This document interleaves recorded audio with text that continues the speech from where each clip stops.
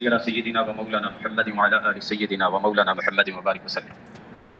عن أنس رضي الله تعالى عنه قال قال رسول الله صلى الله عليه وسلم مثل أصحابي في أمتي كالملح في الطعام لا يصلح الطعام إلا بالملح رواه في شرح السنة. حضرت سیدنا انس رضی اللہ تعالیٰ عنہ بیان کرتے ہیں کہ اللہ کے نبی صلی اللہ علیہ وسلم نے ارشاد فرمایا کہ میرے صحابہ کی مثال پوری امت میں اس طرح کی ہے جیسے کھانے میں نمک ہوا کرتا ہے. اور پھر وضاحت ارشاد فرمائی کہ یہ کس اعتبار سے ہے. کھانا اگر بیچ میں نمک نہ ہو تو وہ ٹھیک نہیں ہوتا، بدمزہ ہوتا ہے.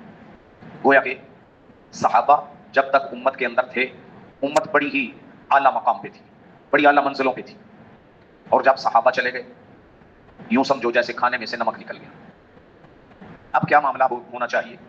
صحابہ کا طرز عمل، صحابہ کے طریقے، صحابہ جیسی جانثاری، صحابہ نے جس طرح قربانیاں دی نبی مکرم صلی اللہ علیہ وسلم کی ذات کے لیے اور نبی صلی اللہ علیہ وسلم کے دین کے لیے، جیسا صحابہ نے میدان جہاد کے لیے اپنے آپ کو پیش کیا، جیسا انہوں نے اس دین کے لیے اپنے آپ کو وقف کیا، کھپایا، جیسا انہوں نے طرز زندگی اپنایا، جس نے ایسا اپنا لیا گویا کہ وہ اب بھی صحابہ کے ساتھ ہے.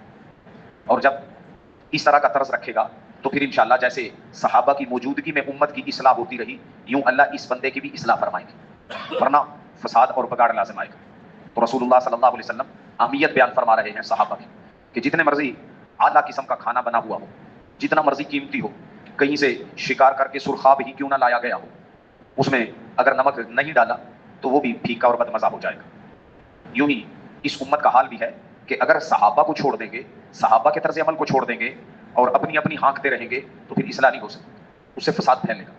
اللہ رب العزت ہمیں صحابہ کے ساتھ بھرپور عقیدتیں اور محبتیں نصیب فرمائے.